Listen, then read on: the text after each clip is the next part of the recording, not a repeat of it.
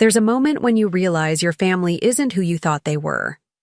For me, it wasn't a single lightning strike of clarity, but a slow, painful unraveling, like watching a sweater you've worn your whole life come apart thread by thread, until you're left holding nothing but loose strands of what once felt like home. Before we jump in, tell us where you're tuning in from, and if this story touches you, make sure you're subscribed, because tomorrow I've saved something extra special for you. I never thought I'd be sitting here, alone in my downtown condo, staring at a family photo where everyone's smiling faces now feel like strangers. But when my brother chose his pregnant mistress over his wife and children, over all of us, the carefully constructed facade of the Mitchell family crumbled faster than one of his cheaply made development projects. The question I keep asking myself isn't whether we made the right choice in cutting ties, it's whether there was ever any other choice at all. Growing up in Portland's Laurelhurst neighborhood, the Mitchell name meant something. Our craftsman house with its perfectly manicured lawn and my father's black Mercedes in the driveway were symbols of a success story that Richard Mitchell told at every dinner party. From a construction worker to the owner of Mitchell Properties, he'd say, clapping my brother Nathan on the shoulder. And soon, this empire will be in even more capable hands. I was always in the background of that particular family portrait. Not invisible, just adjacent. The daughter who excelled in school, who built a marketing career from scratch, who bought her own condo at 30 without a penny of family money. But in the Mitchell household, building something of your own wasn't as impressive as inheriting something built by someone else. "Emma's our independent one," my mother Claire would say, her voice holding a strange mix of pride and apology, as if my self-sufficiency was both commendable and slightly disappointing. I learned early that being self-reliant was my assigned role in the family, while Nathan was designated as the heir, the future, the golden child whose every stumble was cushioned by my parents' unconditional support. Still, we were family. Through the strained holiday dinners and the forced family photos at the annual Mitchell Properties Charity Gala, we maintained the appearance of unity. When Nathan married Megan in a lavish ceremony at the Portland Art Museum, I stood beside her as bridesmaid, genuinely hoping their marriage would be happier than our parents. When Thomas and Sophia were born, I embraced my role as the doting aunt who spoiled them with books instead of toys and took them hiking around Mount Hood, while their parents networked at country club events. For all our differences, I loved my brother. The Nathan who taught me to ride a bike when I was 6, who defended me against neighborhood bullies when I was 10, who snuck me into my first concert at 16, that Nathan was real. But somewhere, between college and taking over the family business, he changed. Or maybe he just became more of what our father had always groomed him to be. "Family is everything, Em," he'd tell me during our increasingly rare one-on-one dinners. But so is legacy. I should have recognized then how he'd separated those concepts, family and legacy, as if they were distinct, occasionally competing. Priorities. Maybe if I had, I would have been more prepared for what came next. The first tremor in our family's foundation came during last year's charity gala, the Mitchell Family Annual Community Investment Dinner, an event my father started. 20 years ago, that had become Portland's premier networking opportunity for the real estate and development world. I'd been handling the marketing and PR for the event since graduating college, transforming it from a stuffy dinner into a media-worthy showcase that attracted local celebrities and politicians alike. I was checking on the table arrangements when I saw her, a young woman with caramel-colored hair, wearing an emerald dress that hugged her slender figure, standing too close to my brother in a corner of the ballroom. There was something in the way he leaned down to whisper in her ear, in the casual possessiveness of his hand against the small of her back, that made my stomach tighten. "Who's that with Nathan?" I asked Becca, my best friend and colleague who'd been helping me coordinate the event. Becca followed my gaze and frowned. "Some new project manager at Mitchell Properties, I think. Olivia something." "Where's Megan?" I scanned the room for my sister-in-law. "Home with Sophia. Apparently she has the flu." I nodded, trying to ignore the unease creeping up my spine. Nathan had always been flirtatious, another trait our father had casually encouraged as good for business. But this felt different. The way they moved in sync, the secretive smiles, the unnecessary touches. I knew what I was seeing, but I didn't want to name it. Later that night, after most guests had left and the staff was cleaning up, I found Nathan in our father's office, pouring himself a generous scotch. "Successful night," I said, leaning against the doorframe. "We raised almost double what we did last year." He raised his glass in acknowledgement. "Couldn't have done it without your marketing magic, Em." I stepped into the room, closing the door behind me. "Who's Olivia?" His expression didn't change, but I noticed how his knuckles whitened around the glass. "New acquisition manager. Dad hired her about 3 months ago. She seems friendly." Nathan set his glass down, his eyes meeting mine with a hardness I'd grown accustomed to in recent years. "Don't start, Emma." "Don't start what?" "I'm just making conversation about your new employee who seems very comfortable around her boss." He sighed, running a hand through his hair, a gesture so reminiscent of our father that it momentarily caught me off guard. "She's good at her job. Unlike some people at Mitchell Properties, she actually understands what we're trying to build." The barb landed exactly where he intended. I'd turned down a position at the family company right out of college, choosing instead to work at Cascade Creative, where I'd since become partner. It was a decision Nathan had never fully forgiven, seeing it as rejection not just of the business, but of him, of our father, of the entire Mitchell legacy. "What you're trying to build," I corrected him. "And what about what you've already built? With Megan? With Thomas and Sophia?" A muscle twitched in his jaw. "Don't lecture me about my family." "Then don't make me have to." We stood there, siblings locked in a standoff that had been brewing for years. Finally, he picked up his scotch and drained it. "It's nothing," he said. "Just business. You wouldn't understand." I left the gala that night with a knot in my stomach that wouldn't unravel. For weeks afterward, I debated whether to say something to Megan, to my parents, even to Nathan himself in a more direct way. But each time I considered it, I told myself it wasn't my place, that I might have misinterpreted, that family matters should stay within the family. It was Becca who finally forced me to confront what I already knew. "I saw them together," she told me over coffee at Cardinal Cafe, our regular thinking spot 3 blocks from Cascade Creative's offices. "Nathan and that Olivia woman? They were at Riverside Park and it wasn't innocent, Emma." I stared into my latte, watching the foam dissipate. "You don't know that." "Emma." Her voice was gentle but firm. "They were kissing. In broad daylight in a public park. He's not even trying to hide it." Something cold and hard settled in my chest. Not surprise. I'd known, hadn't I? But the certainty that I could no longer pretend. That the careful balance I'd maintained between loyalty to my brother and my own moral compass was about to collapse. "What are you going to do?" Becca asked. I didn't have an answer then. But 3 days later, my mother's tearful phone call made the decision for me. "Emma, you need to come home. Now. It's your brother. There's a situation."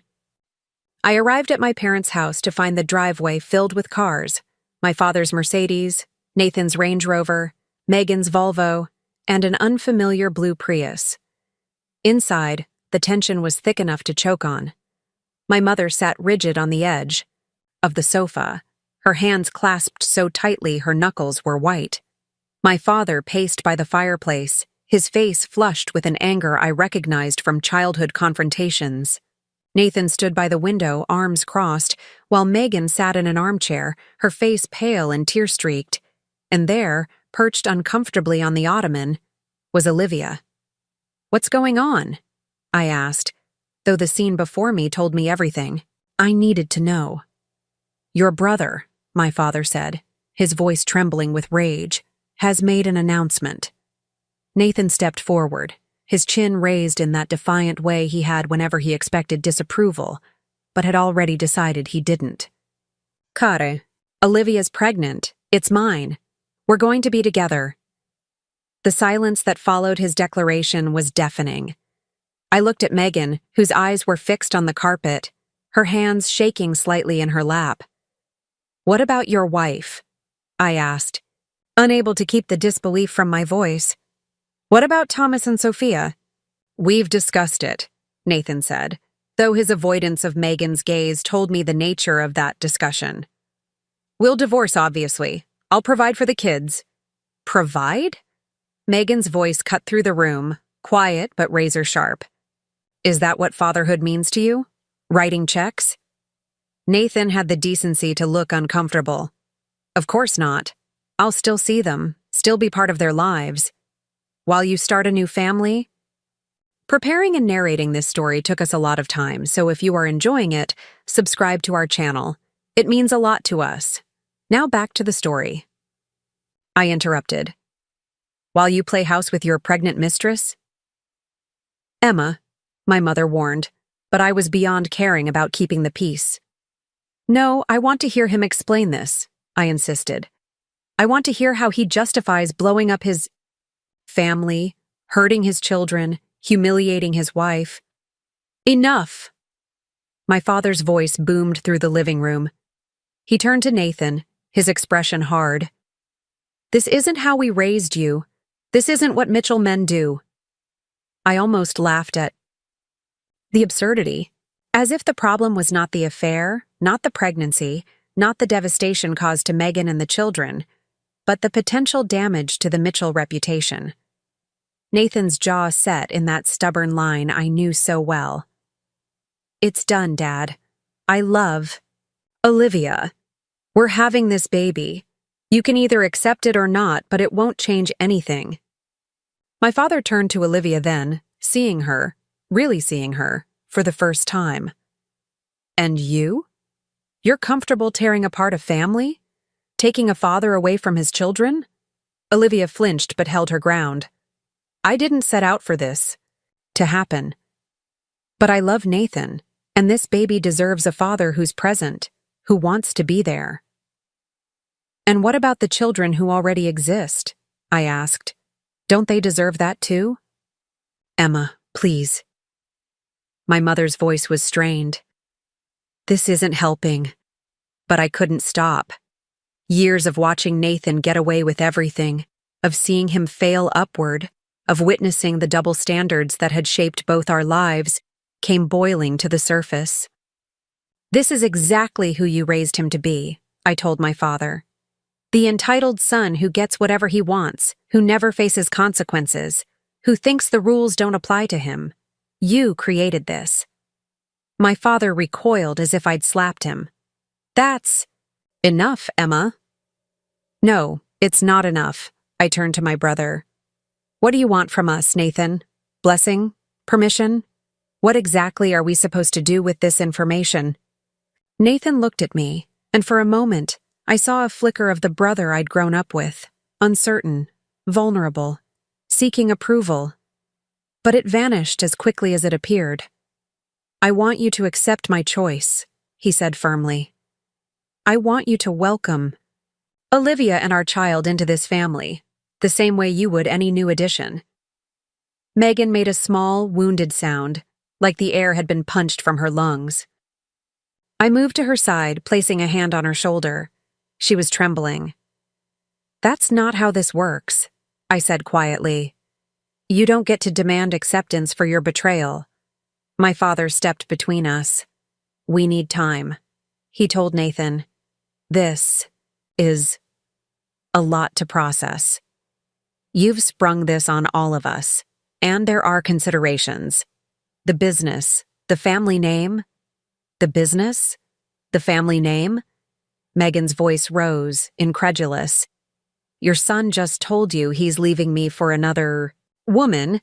That he's starting a new family while abandoning his existing one, and you're worried about Mitchell properties? My mother reached for her hand. Megan, sweetheart, that's not what Richard meant. Yes, it is, I said, the pieces finally clicking into place. That's exactly what he meant. I looked around the room, at the people who had shaped my life.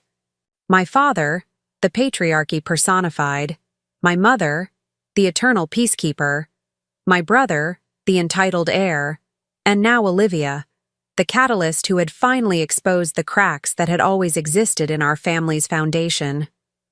And Megan, smart, kind Megan, who had married into this family believing the facade, who had given Nathan 2 beautiful children and a decade of her life, only to be discarded when something newer, shinier came along. In that moment, standing in the living room where I'd grown up, I made a choice. Not just for myself, but for what I believed family should actually mean. I'm with Megan, I said, my voice steady. Whatever she needs, whatever the kids need, that's where my loyalty lies. Nathan stared at me, genuinely shocked. You're my sister, and that meant something to me, I replied, until today. My father stepped forward, his business mediator persona taking over. Let's all calm down. No one needs to take sides. That's exactly what we need to do, I interrupted. Because this isn't a business negotiation, Dad. This is about right and wrong, and Nathan is wrong. Olivia stood up, her hand instinctively moving to her still flat stomach. I understand this is difficult, but the baby is innocent, I finished for her. Yes, the baby is innocent, just like Thomas and Sophia are innocent. But you and Nathan? You made choices that hurt people who didn't deserve it, and now you want everyone to pretend it's okay. My mother began to cry silently, tears tracking down her carefully made-up face. My father looked torn between anger and calculation. No. Doubt, already strategizing how to minimize the PR damage to Mitchell properties. Nathan just looked stubborn. The same expression he'd worn when he broke my favorite doll at age 7 and refused to apologize. I think I should go, Megan said quietly, standing up. Emma, would you mind driving me home? I don't. I don't think I should be behind the wheel right now. I nodded, grateful for the excuse to escape. As we headed for the door, my father called after us. This isn't over. We're family. We'll figure this out. I turned back one last time, taking in the tableau. My parents, Nathan, Olivia, all looking expectantly at me, waiting for me to fall in line, to prioritize family unity over everything else. Some things can't be figured out, I said. Some betrayals change everything. As I closed the door behind us, I heard my father's voice, sharp with warning. Emma, don't do something you'll regret. But walking away from that house with Megan sobbing quietly beside me, I didn't feel regret. I felt the strange, painful relief that comes with finally seeing the truth. The drive to Megan's house, the sprawling Tudor that Nathan had purchased when they were expecting Thomas, was silent except for the occasional stifled sob. I kept stealing glances at my sister-in-law, watching her hands twist the wedding ring she'd worn for 12 years. Do you want to talk about it? I finally asked as we turned onto her street. Megan shook her head, then changed her mind. Did you know? The question hit me like a physical blow. I suspected something, I admitted. At the gala, and Becca saw them together at Riverside Park. I was trying to figure out what to do when Mom called. I've known for months. Her voice was hollow, empty of the anger I'd expected. The late nights, the weekend site visits, the sudden business trips, all the classic signs. I just didn't know who until last week when I found a receipt for an emerald bracelet in his jacket. It wasn't for me. I gripped the steering wheel tighter. Why didn't you say anything? She gave a small, bitter laugh. To whom? Your parents, who think Nathan hung the moon? You? I know how much you love your brother, despite everything. Not despite this, I said firmly. Never despite this. Megan reached over and squeezed my hand. You've always been the good one, Emma.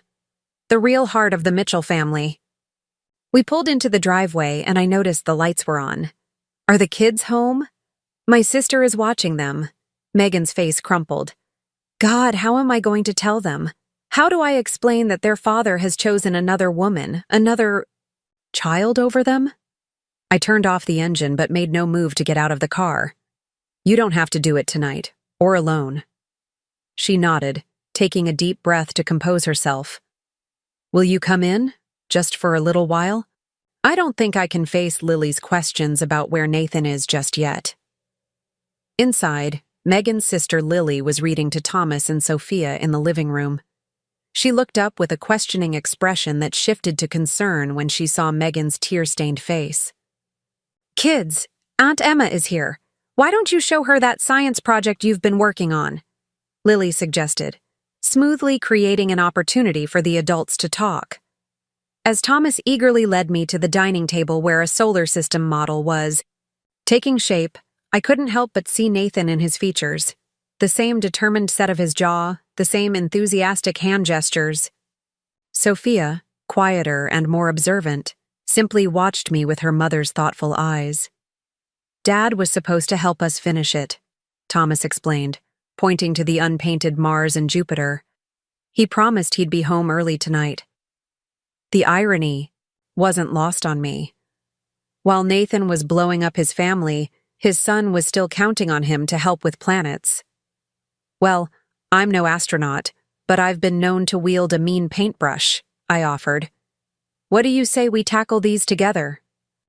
While the kids and I worked on the solar system, I could hear the murmur of Megan and Lily's voices from the kitchen, occasionally punctuated by a sharp intake of breath or a muffled sob. By the time we'd finished painting and were debating whether Pluto deserved inclusion, Thomas argued passionately that it did. Lily appeared in the doorway. Bedtime, munchkins. School tomorrow. Thomas frowned. But Dad's not home yet. The look that passed between Lily and Megan was heartbreaking. Dad had to work late, Megan said, her voice remarkably steady. He'll see you tomorrow.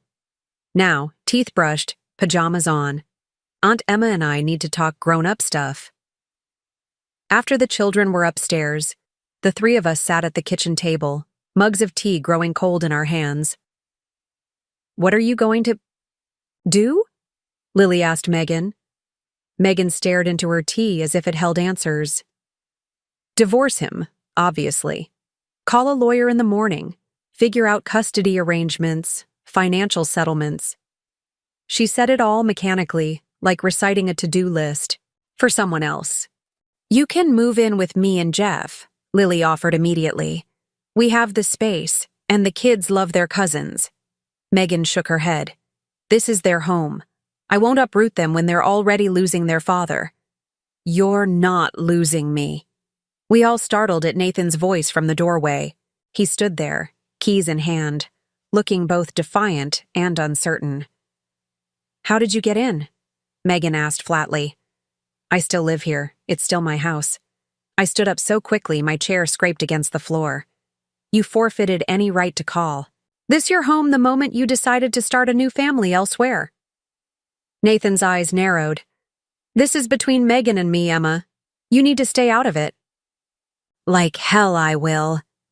Lily also rose, moving protectively closer to Megan. The children are sleeping. If you're going to fight, take it outside. Nathan ran a hand through his hair, that familiar gesture that now made my skin crawl. I'm not here to fight. I just want to talk to my wife, alone. Ex-wife, Megan corrected, speaking for the first time since he'd entered. And anything you have to say, you can say in front of Emma and Lily. For a moment, he looked like he might argue, but something in Megan's expression stopped him.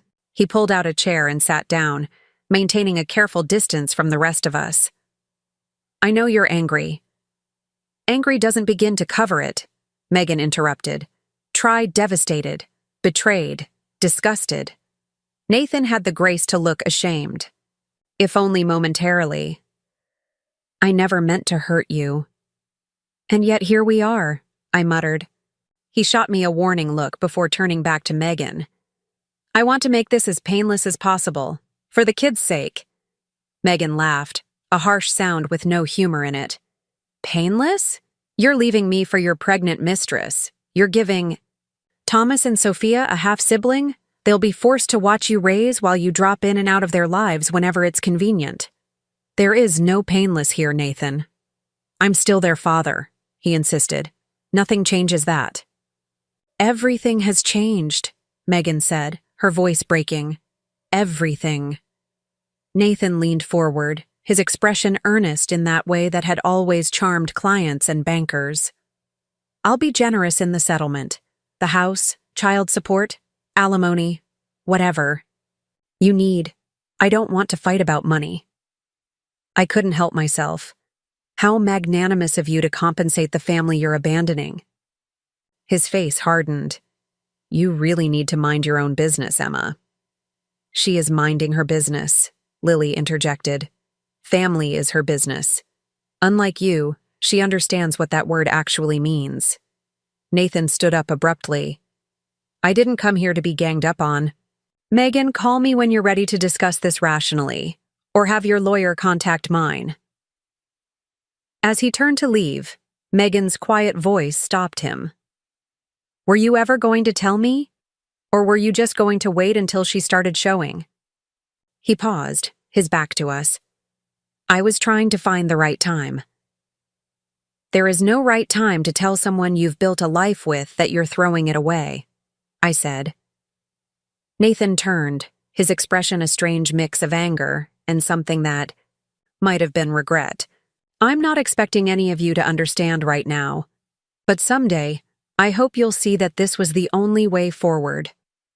After he left, the three of us sat in silence until Lily whispered, What an absolute bastard. Megan burst into tears. Then, real ones. Not the quiet, dignified weeping from earlier, but deep, body-racking sobs that seemed to come from someplace primal inside her. Lily and I moved to either side, holding her as she finally allowed herself to break. Later that night, after Lily had gone home and Megan had cried herself into fitful sleep on the couch, I sat in the darkened kitchen making calls. To my closest friend in real estate law. To the family therapist I knew through Cascade Creative's wellness program. To Becca, who listened without judgment as I poured out the whole sordid story. What are you going to do about your parents? She asked finally. I stared out the window at the moonlit garden where Thomas and Sophia played on weekends. I don't know yet. Dad's first instinct will be to protect the business, the Mitchell name. Mom will try to keep the peace, find some way to accept the my. Unacceptable. They'll probably expect me to do the same. And will you? The question hung in the air, weighted with all the years I'd compromised, smoothed things over, accepted the family dynamics that had always privileged Nathan's needs and wants above all else. No, I said finally. Not this time. My phone buzzed with a text from my father. Family meeting tomorrow, 10 a.m. at the office. Non-negotiable. The Mitchell Properties office occupied the top 2 floors of a downtown building with views of the Willamette River. I'd helped design the space years ago, one of my first projects after joining Cascade Creative. Modern but warm, it projected exactly the image my father wanted. Successful, established, but not ostentatious. Portland money, not California money, as he liked to say. When I arrived the next morning, the receptionist, who'd known me since I was in high school, gave me a sympathetic smile that told me news had already spread. They're in the conference room, she said quietly. All of them. All of them, as it turned out, included Nathan and Olivia. My mother sat at one end of the long table, her posture perfect as always, her face a careful mask. My father stood at the head, hands planted on the polished wood, looking every inch the patriarch. Nathan and Olivia sat side by side, their hands linked on the table in a deliberate display of unity. "Where's Megan?" I asked, remaining in the doorway. "This is a Mitchell family matter," my father replied. "Megan is family." "Not anymore," Nathan said quietly. The casual cruelty of those 3 words stole my breath. I walked slowly to the table and took a seat directly across from my brother. "Then I shouldn't be here either," I told them. "Because if Megan's not family, neither am I." My mother made a small, distressed sound. "Emma, please. This is difficult enough without dramatics." "Stating my position isn't being dramatic, Mom. It's being honest. Something this family could use more of." My father cleared his throat. "We're here to discuss how to move forward in a way that minimizes damage to everyone involved, especially the business." Of course. The business.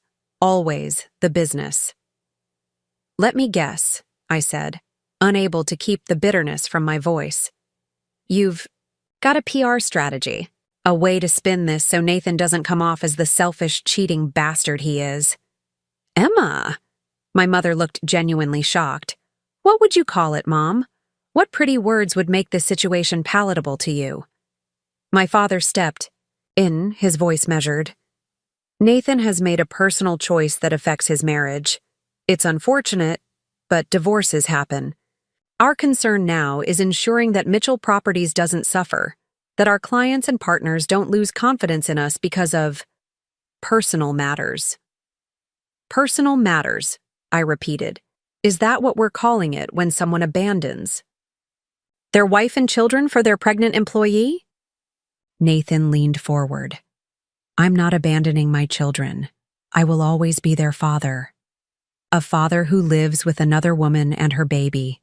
A father who breaks promises, who teaches them that commitment means nothing, that family is disposable." "That's unfair," Olivia spoke up for the first time, her voice surprisingly steady. "Nathan loves Thomas and Sophia. This isn't about loving them less. It's about following his heart." I stared at her, momentarily speechless at the sheer, self-serving romanticism of her framing. "Following his heart? Did you practice that line, or does it come naturally to justify home-wrecking?" "That's enough," my father said sharply. "Personal attacks won't solve anything." "Nothing will solve this," I retorted. "There's no fixing what Nathan's done. There's only damage control, which is why we're really here, isn't it? Not to support Megan and the kids, but to make sure the Mitchell name doesn't get dragged through the mud." My father exchanged a look with Nathan that confirmed everything. "We've prepared a statement for when this becomes public. A mutual, amicable separation. A new relationship that developed after the marriage had already broken down. A commitment from all parties to co-parent peacefully." "Lies, in other words," I said flatly. "Messaging," my father corrected. "For everyone's benefit, including Thomas and Sophia."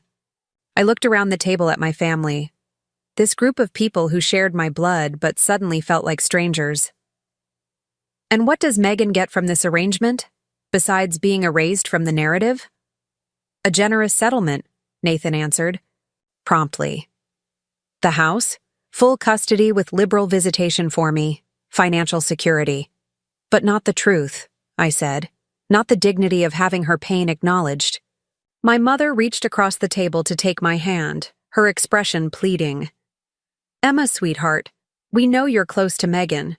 We know this is hard. But families weather these storms. They adapt. They find new ways forward." I withdrew my hand. "By pretending the storm never happened? By ignoring who caused it?" "By putting the family first," my father insisted. "Mitchell Properties supports dozens of families, including yours, Emma. Your marketing firm gets 30% of its business from us and our partners. We all need to remember what's truly at stake here." And there it was, the threat veiled, but unmistakable. Fall in line or face consequences. I'd heard it before, when I chose a different college than the Mitchell alma mater, when I refused to join the family business, when I dated a man my father deemed unsuitable for the Mitchell name. Each time I'd eventually compromised, found middle ground, kept the peace. But not this time. Are you threatening me, Dad? He had the decency to look uncomfortable. Of course not. I'm reminding you of our interconnectedness, of why unity matters right now. Unity behind Nathan, you mean? Unity in pretending what he did is acceptable. What I did, Nathan interjected, was be honest about my feelings, about wanting a different life. I turned to him, really looking at my brother, the boy I'd grown up with, the man he'd become. You could have been honest before getting another woman pregnant. You could have been honest before promising Thomas you'd help with his science project last night while you were busy blowing up his world. I'm doing the best I can in an impossible situation. An impossible situation you created, I reminded him. And now you want everyone else to bear the consequences while you get to start fresh with your new family. I won't do it, I cut him off. I won't pretend this is okay. I won't help craft the narrative that makes you the good guy. I won't abandon Megan and the kids just because you did. My father's expression hardened. Emma, consider your position carefully. I have, Dad, very carefully. I stood up, gathering my purse. Mitchell Properties is your legacy, not mine. If you want to use it as leverage to force me into complicity, go ahead. Cancel the contracts with Cascade Creative. I'll survive. This isn't about contracts, my mother protested. This is about family loyalty. Exactly, I agreed. And my loyalty is with the people who have been hurt, not the ones who caused the hurt. Nathan stood up too, his expression thunderous. So that's it? After everything, you're choosing Megan over your own brother? I'm choosing right over wrong, I corrected him. Something our parents never taught you to recognize. My father stepped between us, his businessman's composure cracking. Sit down, both of you. This meeting isn't over. It is for me, I said, moving toward the door. Call me when you're ready to talk about how to actually support Megan and the kids, not how to protect Nathan from the consequences of his actions. Emma Mitchell! My father's voice boomed across the conference room with the authority that had intimidated partners and competitors alike for decades. If you walk out that door, there will be repercussions. I paused at the threshold, turning to face my family one last time. There already are, Dad, for everyone except the person who deserves them. The next week passed in a blur of lawyers, therapists, and logistics. Megan, once the initial shock had subsided, transformed her pain into a focused determination that both surprised and impressed me. She hired Portland's most formidable divorce attorney, arranged emergency therapy sessions for the children, and began methodically documenting every aspect of the family's finances. I spent every spare moment helping, sitting with Thomas and Sophia while Megan met with lawyers, running interference when Nathan tried to see the kids before they were ready, fielding concerned calls from mutual friends who'd heard rumors but didn't know what to believe. You don't have to do all this, Megan told me one evening as we sat on her patio, glasses of wine in hand after the children were asleep. They're your family too. I know how hard this must be for you. I watched the sunset paint the sky in hues of pink and gold. They're making their choices. I'm making mine. She studied me for a long moment. Have you spoken to your parents since the meeting? Mom's called. I haven't answered. I swirled the wine in my glass. Dad sent a series of increasingly ominous emails about family duty and considering all perspectives. And Nathan? I shook my head. Not directly. His lawyer contacted Cascade Creative yesterday. They're terminating our contract for the downtown development project. Megan's eyes widened. They can't do that. You've already done months of work. They can with the right termination fee, which they've paid. I tried to keep my voice casual, though the loss of Mitchell Properties as a client had sent shockwaves through my firm. It's fine, We'll recover. It's not fine, Megan insisted. They're punishing you for standing with me. I couldn't deny it. The message from my father and brother couldn't have been clearer. Fall in line or face consequences. A test of wills and values that had been building for years. Let them, I said finally. If that's the kind of family they want to be, I'm better off without them. Megan reached across the table to squeeze my hand. You know the kids, and I will always be your family, right? No matter what happens with Nathan, with the divorce, you'll always have us. Her words brought unexpected tears to my eyes. I know. The following Sunday, I was helping Thomas practice for his spelling bee when the doorbell rang. Megan, who'd been sorting through photo albums in preparation for a mediation session, gave me a questioning look. Expecting someone? I shook. My head. Maybe Lily? When Megan opened the door, my mother stood on the porch, looking smaller and older than I remembered. She clutched her handbag with white-knuckled hands. Claire, Megan said, her voice carefully neutral. This is unexpected. I need to speak with my daughter, my mother replied, peering around Megan to where I stood in the hallway.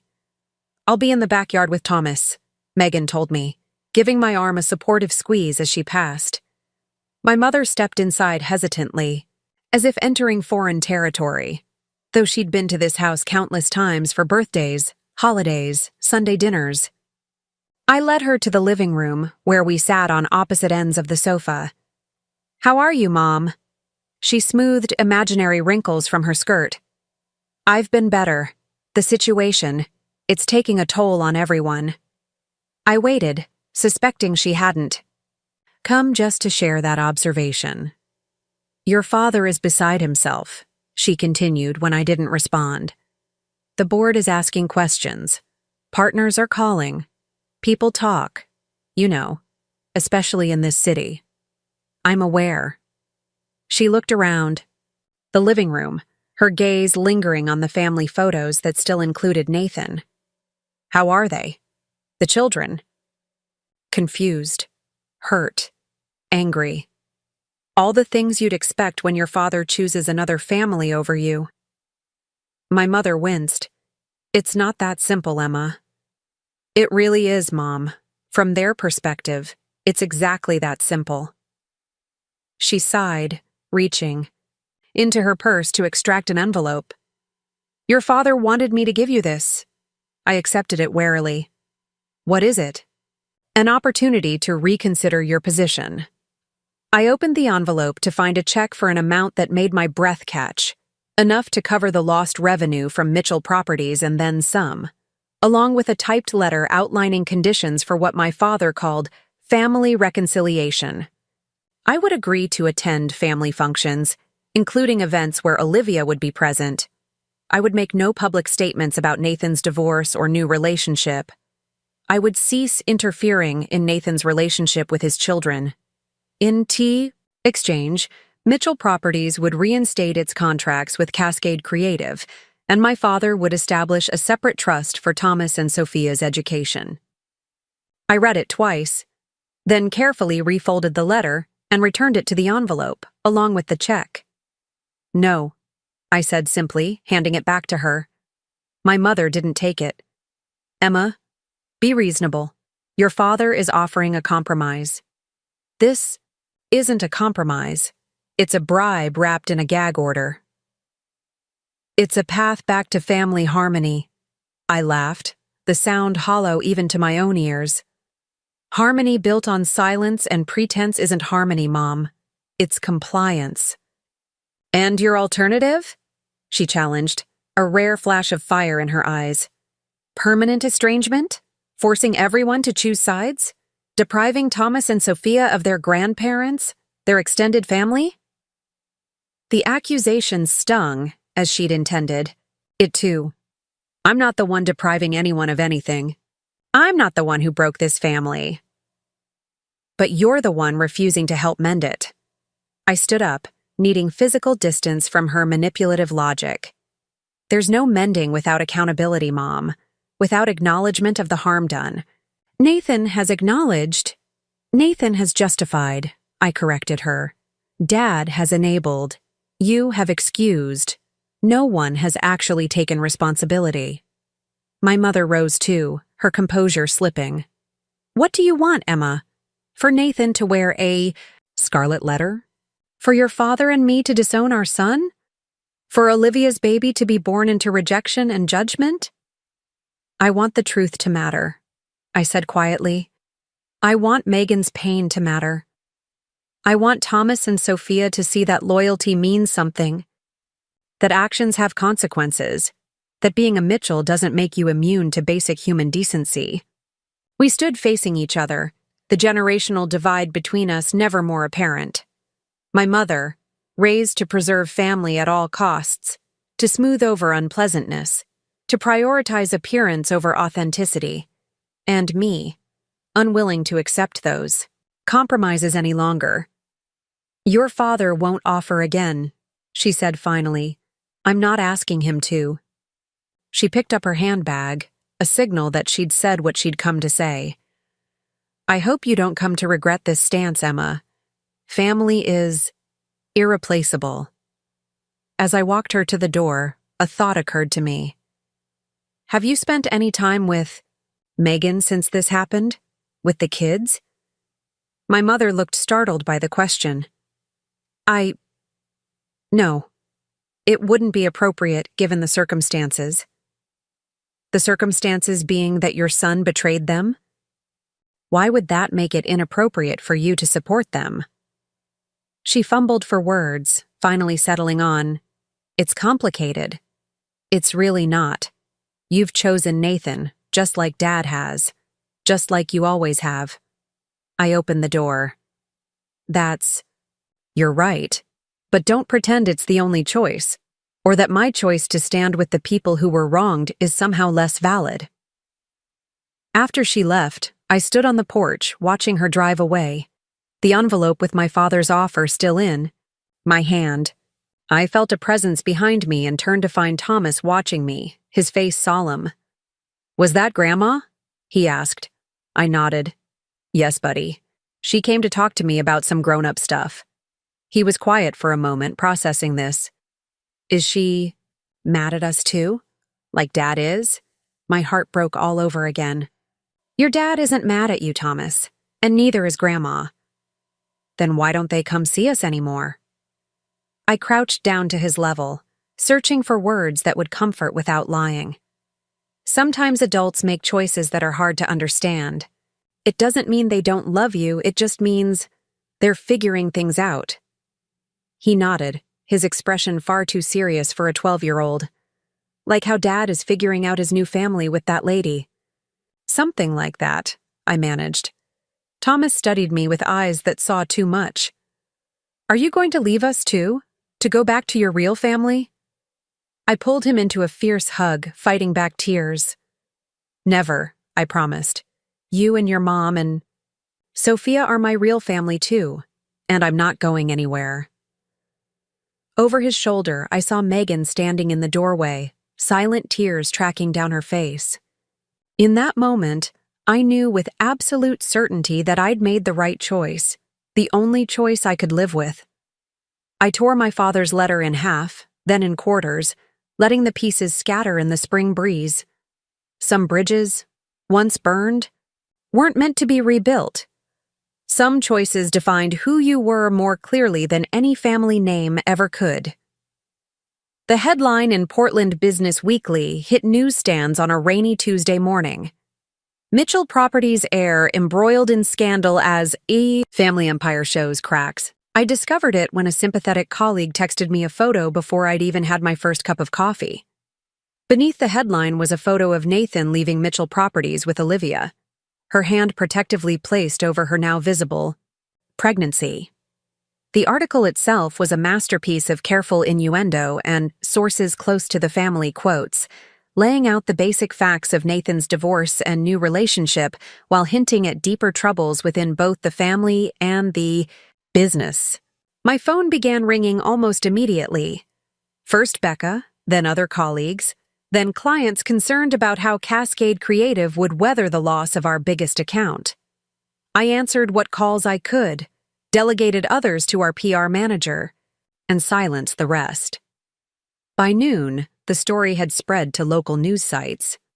By dinner, it had made it to the Portland social circuit's gossip networks. The carefully controlled narrative my father had tried to construct was unraveling in real time. I was reviewing portfolio options for a new client when Becca appeared in my office doorway, her expression grim. "Your brother's here." I looked up from my laptop in surprise. "Nathan, here at Cascade?" She nodded. "In the lobby. I told reception I'd check if you were available." "I'm not," I said automatically, then reconsidered. "Actually, send him in. Let's get this over with." A minute later, Nathan strode into my office, looking both impeccably dressed and utterly exhausted.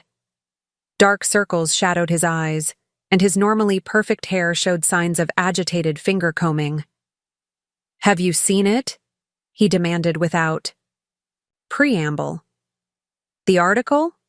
"Yes." He paced in front of my desk.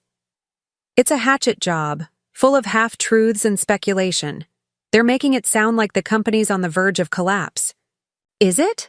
I asked neutrally. "Of course not," he snapped. "But perception matters in this business. You know that better than anyone.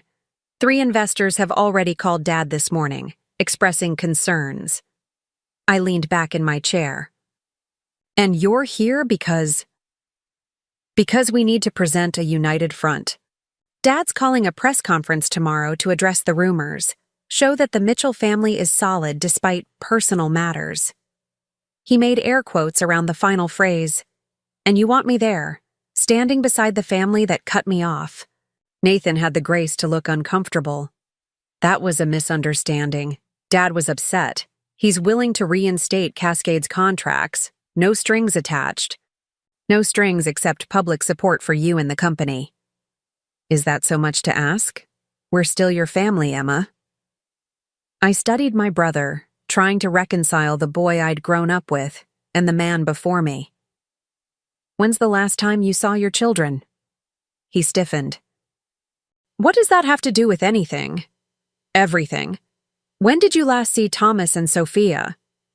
"Megan's making it difficult," he hedged. "Her lawyer suggested we keep contact minimal until the custody arrangement is finalized." "So you've let a suggestion from a lawyer keep you from your children for what, 2 weeks now?" He looked away. "It's complicated." "And Olivia? How's she doing with all this public attention?" A flash of genuine emotion crossed his face. Worry, tenderness. "It's been hard on her. The stress isn't good for the baby." "I see," I said quietly. "So you're concerned about Olivia and your unborn child, but your existing children are a complication to be managed through lawyers." "That's not fair." "No, it's not," I agreed. "None of this is fair. Not to Megan, not to your children, not even to Olivia, who got involved with a married man and is now facing the public consequences. The only person this situation has been fair to is you, Nathan. You get to start over, build a new family, while everyone else deals with your wreckage." He slammed his hand on my desk. "I didn't come here to be lectured. I came to ask for your help. As my sister, as a PR professional, as someone who supposedly cares about this family. I do care. That's why I won't help you sweep this under the rug." I stood up, meeting his height. "If you want to improve the Mitchell family image, try being a better father to the children you already have. Try acknowledging the pain you've caused instead of hiding behind lawyers and press conferences." "So that's a no." "That's a no." He turned to leave, then paused at the door. "Dad was right about you. Always on your moral high horse, always thinking you know better than everyone else. For someone so concerned with family loyalty, you've been awfully quick to turn your back on your own." The irony was so thick I almost laughed. "That's rich coming from you." "Olivia's having a girl," he said abruptly. "We found out last week. your niece. But I guess you don't care about that either." The unexpected news hit me like a physical blow. A niece. Another child in this fractured family, innocent of the circumstances of her conception. "Congratulations," I said, my voice softer than I intended. "I hope you're a better father to her than you've been to Thomas and Sophia lately." After he left, I sat at my desk for a long time, staring out at the Portland skyline through the spring rain. A girl. A new Mitchell. Another life entangled in this mess. Whatever my feelings about Nathan and Olivia, the child deserved none of my anger or judgment. I was still lost in thought when Becca returned, closing the door behind her. "That looked intense," she observed. "Nathan wants me at a family press conference tomorrow, standing united behind Mitchell Properties and, by extension, him." "And you said no?" I nodded. I said no. Becca sat in the chair Nathan had vacated. "Emma, we need to talk about the business implications of all this. We've lost 3 other clients this week, all with ties to Mitchell Properties." My stomach dropped. "Which ones?" "Riverfront Development, Hawthorne District Renovation, and Summit Investments just called to postpone their campaign launch." I closed my eyes briefly. Nearly 40% of our revenue, gone in a matter of days. My father's influence in Portland's business community ran deep, and he was clearly using it. "We'll recover," I said with more confidence than I felt. "We're the best creative firm in the city. Other clients will come."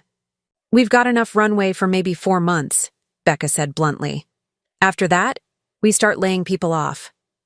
The reality of what my stance against my family might cost wasn't just personal anymore.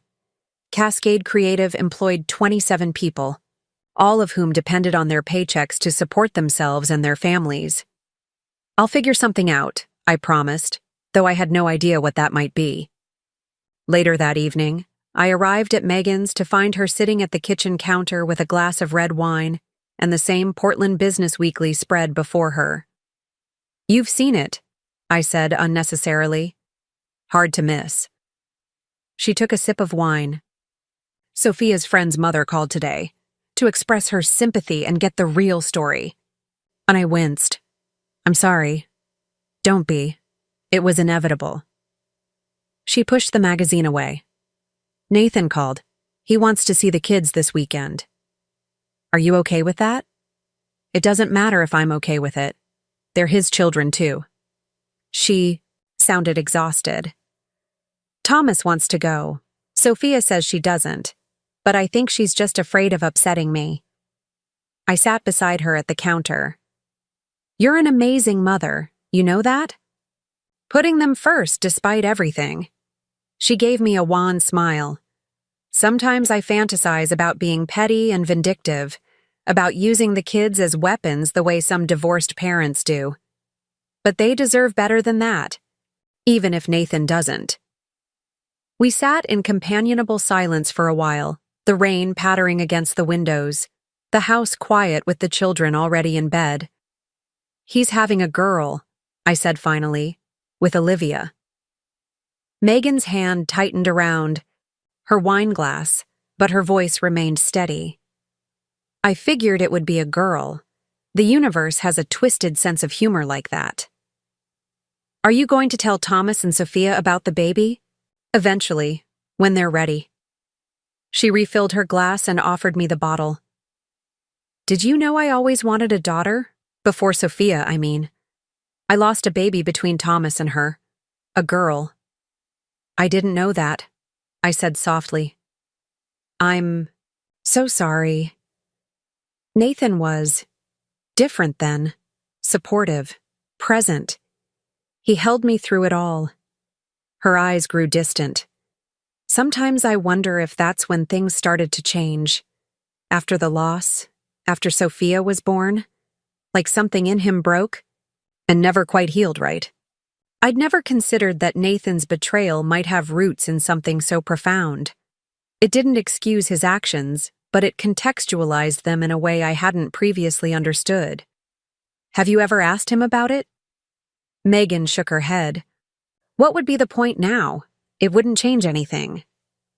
She took another sip of wine. Did I tell you I got a job offer? The abrupt change of subject took me by surprise. No, you didn't. That's wonderful. Before marrying Nathan, Megan had been an accomplished landscape architect. She'd put her career on hold when Thomas was born, taking only occasional consultation work over the years. Crawford Environmental Design. They want me to lead their residential division. Megan, that's perfect for you. She nodded, a genuine smile breaking through her melancholy. It feels right. Getting back to work, being financially independent, not relying on Nathan's support payments or the divorce settlement. When would you start? Next month, if I accept. They're flexible about hours because of the kids. She twisted her wine glass stem between her fingers. I've been thinking about the house, too. About selling it. Really? But you love this house. I loved it as our family home, she corrected. Now it just feels too big, too full of memories, too much to maintain on my own. She looked around the kitchen where we'd shared countless family meals. Plus, it was Nathan's choice, not mine. I'd like to live somewhere that's just ours, mine and the kids. I understood completely. A fresh start, untainted by betrayal and broken promises. Have you started looking? Not yet. I wanted to talk to you first. She hesitated. I know how much you've given up to stand with us, Emma. Your family relationships, your biggest client. I don't want you to lose anything else because of us. I haven't lost anything that matters, I assured her. Family isn't about blood or names. It's about who shows up, who stays, who puts love above everything else.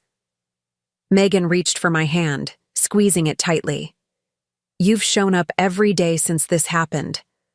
I don't know how I would have survived without you.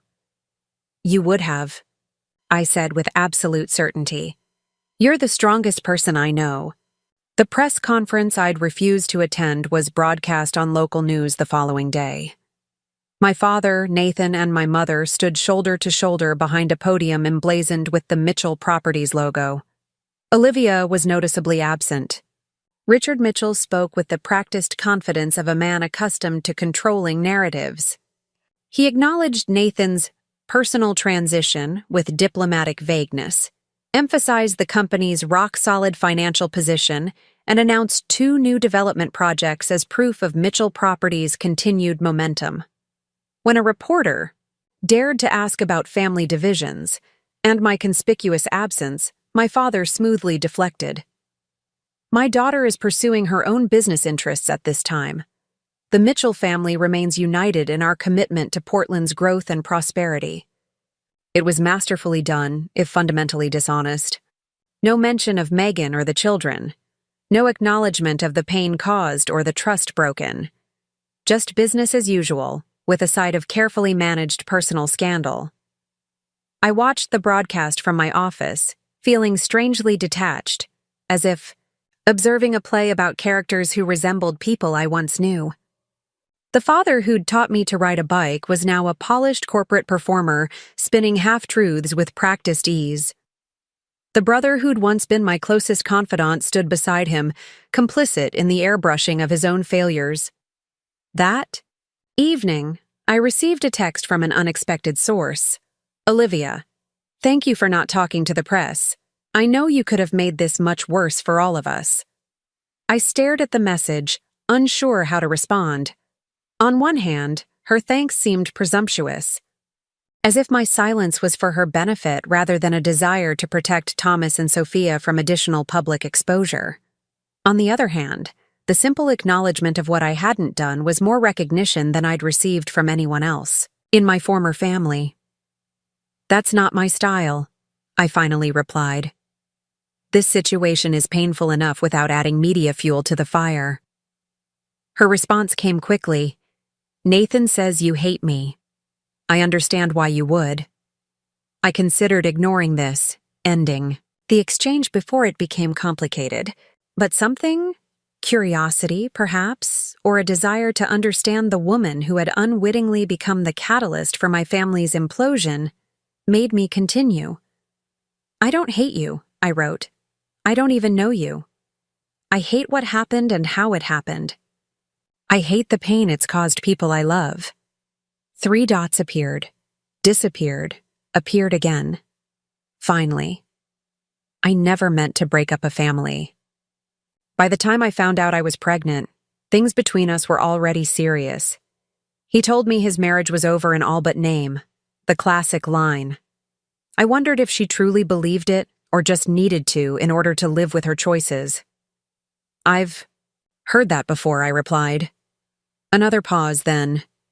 "Would you meet me? Just once, just to talk. I'm not asking for forgiveness or approval, just a chance to be seen as something more than the pregnant mistress." The request caught me off guard.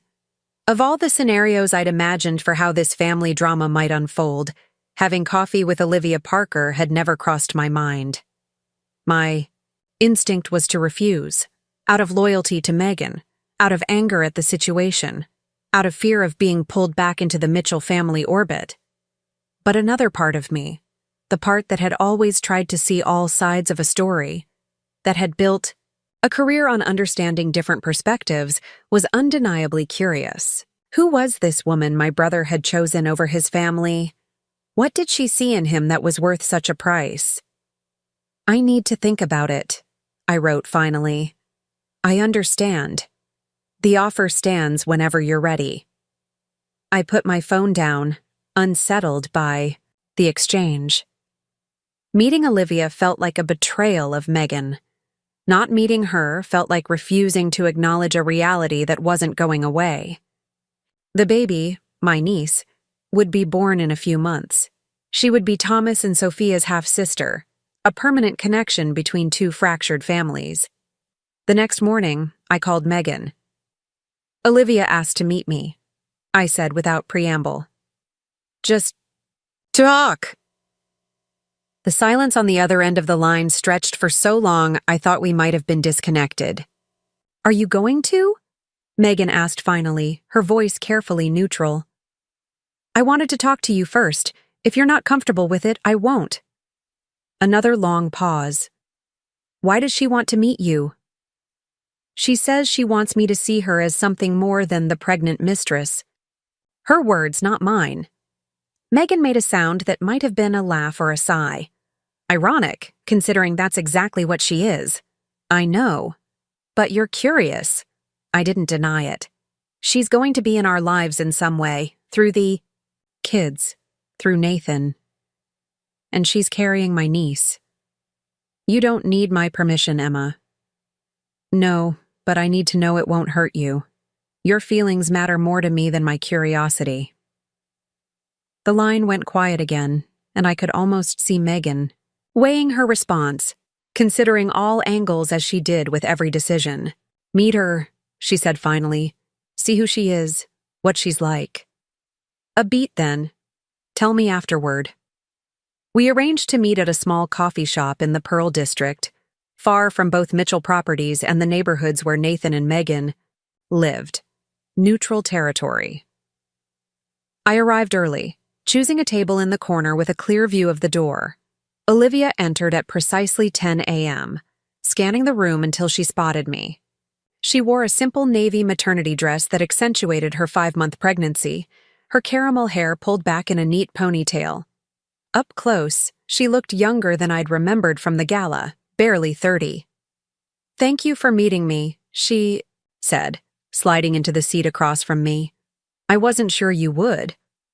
"Neither was I admitted. A barista approached, and Olivia ordered herbal tea. I noticed she didn't wear any jewelry except small pearl earrings. No flashy gifts from Nathan, at least not on display. Once we were alone again, an awkward silence fell between us. What exactly did one say to the woman who was having a baby with your married brother? "How are you feeling?" I asked finally, gesturing vaguely toward her bump. "Physically? Fine. The morning sickness passed. Now I'm just She placed a hand on her stomach. Growing. And emotionally? Her eyes met mine directly. Complicated. Happy about the baby. Stressed about the circumstances.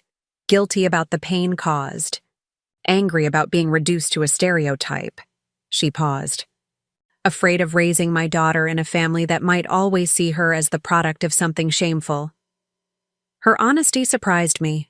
I'd expected defensiveness, perhaps rehearsed justifications for her relationship with Nathan.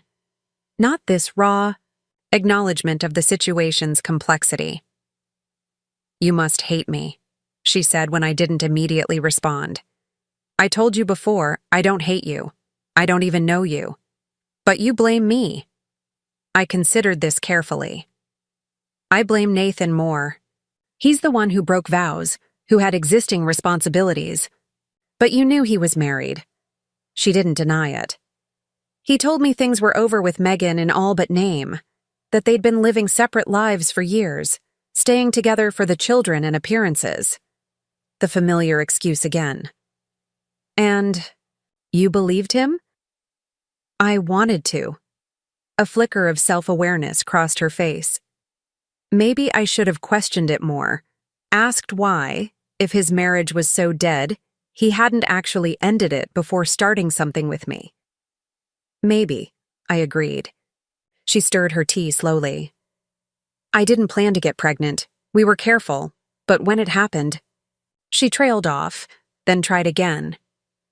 I've always wanted children. I'm 34. The timing wasn't ideal, but the fact that it was Nathan's baby felt right, somehow, like it was meant to be. I bit back a comment about what this meant to be moment had cost others. And now, with all the fallout, the press, the family drama, does it still feel right? She met my gaze steadily. The situation is a mess. I hate how it's happened, how people have been hurt. But the baby? My daughter? Yes, she still feels right. Despite myself, I felt a grudging respect for her conviction. She wasn't running from the consequences of her choices, wasn't pretending the situation was simpler or cleaner than it was. "Why did you want to meet me?" I asked. "Really?" "Because you're the only Mitchell who hasn't either welcomed me as Nathan's savior from an unhappy marriage or rejected me as the villain who destroyed a family." She leaned forward. "You seem to be the only one seeing the whole picture, not just the convenient parts." It was a surprisingly perceptive observation. "And what do you hope to gain from that?" "Not gain, understand." She hesitated. "Nathan talks about you, about how different you are from the rest of the family, how you've always charted your own course. And now that course has led me away from them." "Because of me," she acknowledged. "Because of us. Because of choices," I corrected. "Nathan's, my parents', mine." We fell silent as the barista brought our drinks. I studied Olivia over the rim of my coffee cup, trying to see beyond my preconceptions. She was intelligent, articulate, seemingly self-aware about her role in this mess. Not the home-wrecking temptress I'd initially imagined, but not an innocent, victim of circumstance either. "Nathan says you're close with Thomas and Sophia," she said, changing the subject. "That you've been there for them through all this.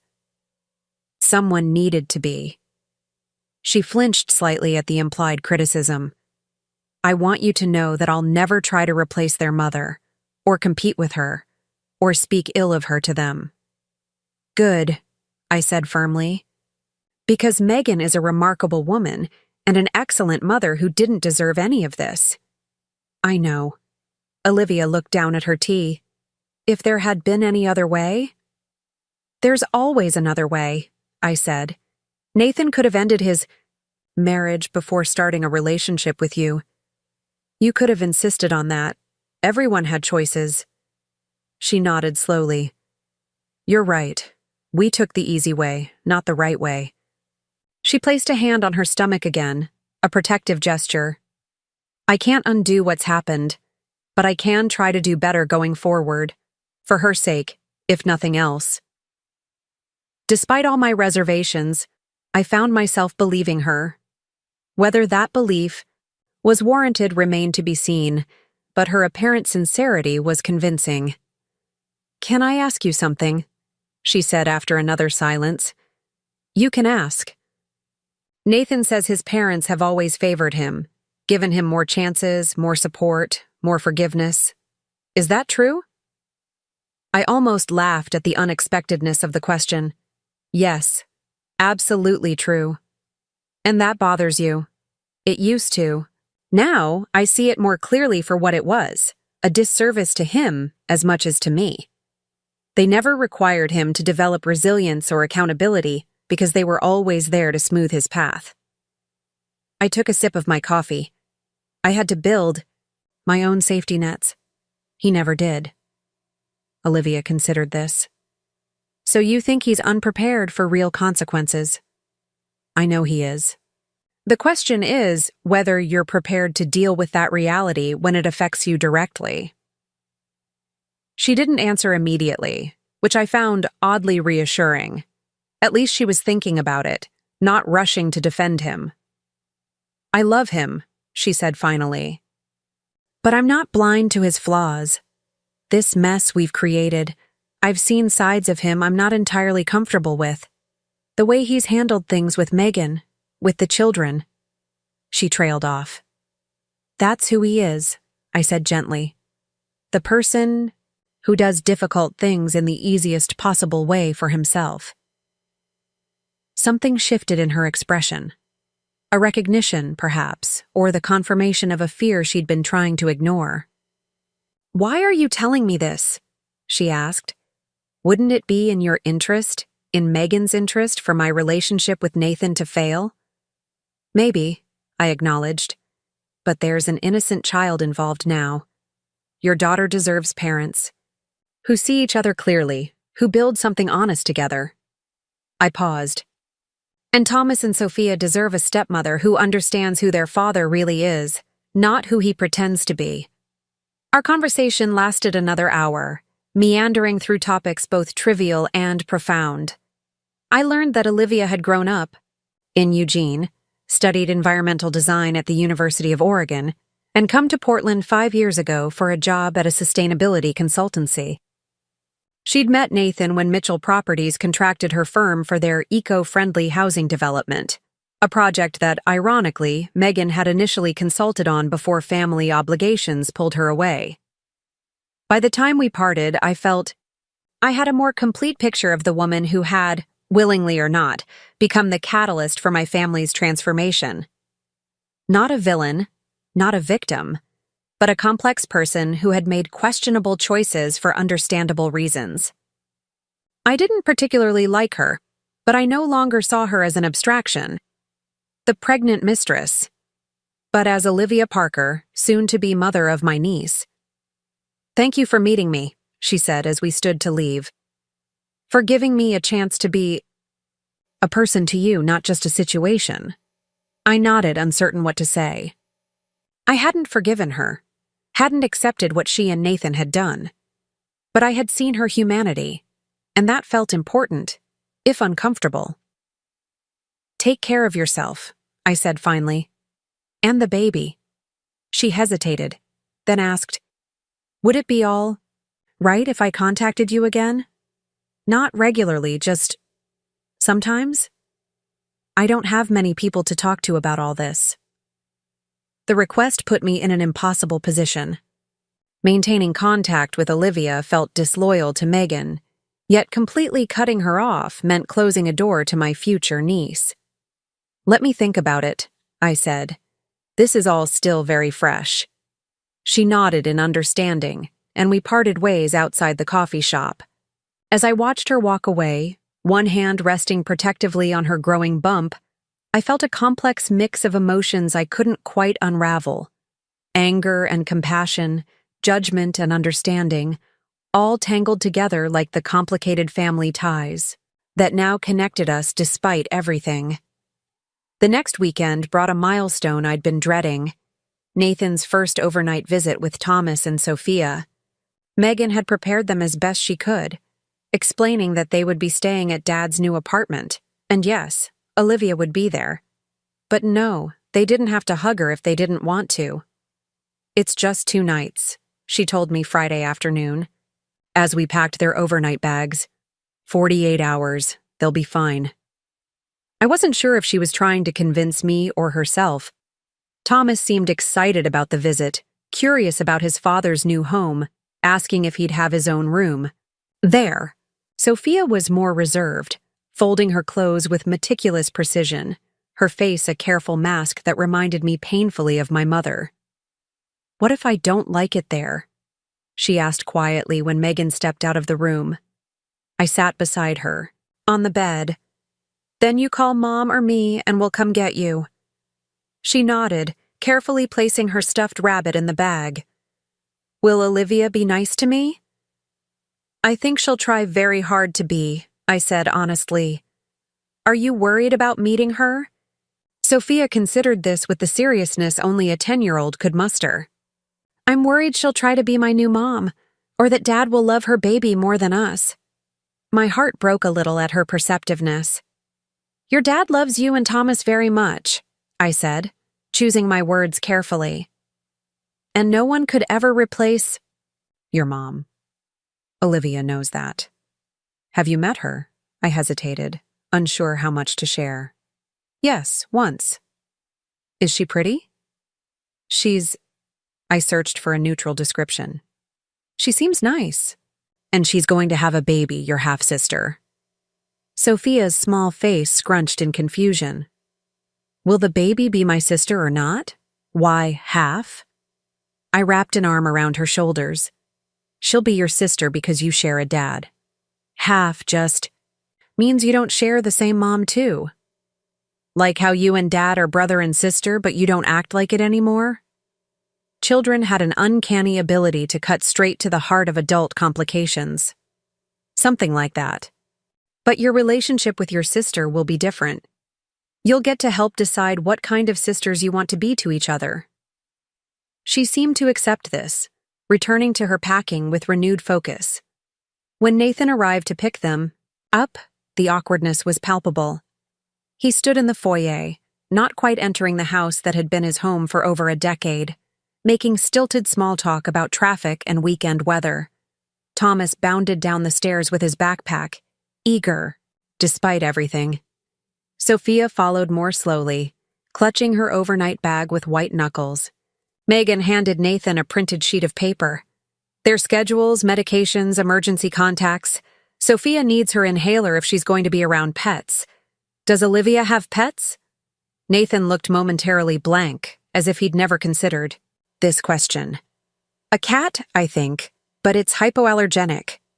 "No cat is truly hypoallergenic," Megan said tightly. "Just make sure the inhaler is accessible." He nodded, folding the paper into his pocket without reading it. "We'll be fine. I've taken care of my own kids before." The comment hung in the air, a reminder of how much had changed. These were his kids, but he hadn't taken care of them alone for more than a few hours in recent memory. Megan had always been the primary caregiver, the one who knew about inhalers and allergies and favorite bedtime stories. "Call if you need anything," I told the children, crouching to give each a tight hug. "Anytime, day or night." "They'll be too busy having fun," Nathan said with forced cheer. "I've got the new PlayStation set up, and we're going to that trampoline park tomorrow."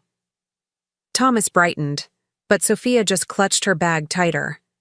As they walked toward Nathan's Range Rover, she turned back once, her small face a study in uncertainty. I waved encouragingly, holding my smile until they drove away. Megan and I stared at the empty driveway for a long moment. "They'll be okay," I said, trying to sound confident. "I know," she replied. But neither of us moved from the doorway for several minutes, as if our continued vigil could somehow protect Thomas and Sophia as they entered this new chapter of their fractured family life. That night, Megan and I ordered takeout and opened a bottle of wine, both of us checking our phones with embarrassing frequency. When Thomas finally called at bedtime, we put him on speaker. "Dad's apartment is really big," he reported. "And it has a pool in the building. And Olivia made tacos for dinner." "That sounds nice," Megan said, her voice admirably steady. "Did you brush your teeth?" "Dad said I could do it in the morning." I saw Megan's jaw tighten, but she didn't. Comment on this departure from routine. "Is Sophia there? Can I say goodnight to her too?" "She's in her room. She said her tummy hurts." Megan and I exchanged concerned glances. "Can you ask Dad to put her on the phone, please?" We heard muffled conversation, then Sophia's small voice. "Hi, Mom." "Hey, sweetheart. Thomas says you're not feeling well?" My stomach hurts. Her voice was thin and slightly tremulous. And I forgot Hoppy.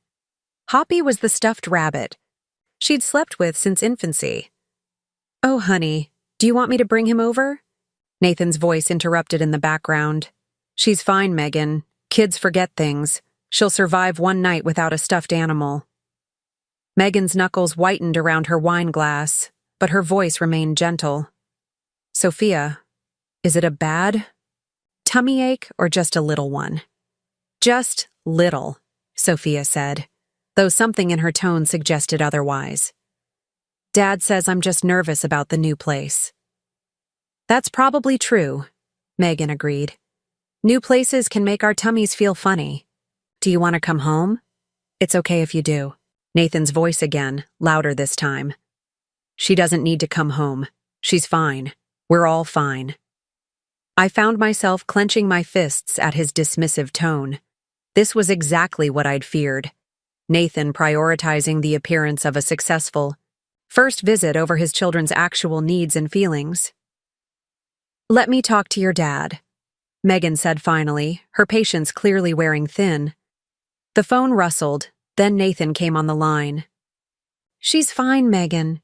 You're making it worse by suggesting she can bail at the first sign of discomfort." "She's 10, Nathan.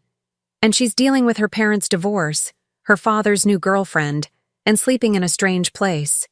If she wants to come home, I'm coming to get her." And undermine my relationship with her even further? Great co-parenting. I could practically hear Megan counting to 10 before she responded. "Put Sophia back on, please." More rustling. Then Sophia's voice again. "Mom?" "Sweetheart, listen to me. If you want to try staying the night, that's okay. If you want to come home, that's okay too. It's completely your choice." A long pause. Then, so quietly, we almost missed it. "I want to try." "That's my brave girl," Megan said warmly. "Call me anytime if you change your mind, okay? Even in the middle of the night." After they hung up, Megan sat motionless, staring at her phone. "This is going to be harder than I thought," she said. Finally. "You handled it perfectly," I assured her. "Did I? Maybe Nathan's right. Maybe I'm making it worse by giving her an escape route. Or maybe you're teaching her that her feelings matter, that she has agency even in difficult situations." I refilled our wine glasses. That's a lesson I wish someone had taught me earlier in life. Megan looked at me thoughtfully. "You never talk much about your childhood, about what it was like growing up in the Mitchell family." I shrugged. "Nothing dramatic to tell. My parents always favored Nathan. He was the son, the heir to the business, the one who could carry on the Mitchell name. I was supplementary."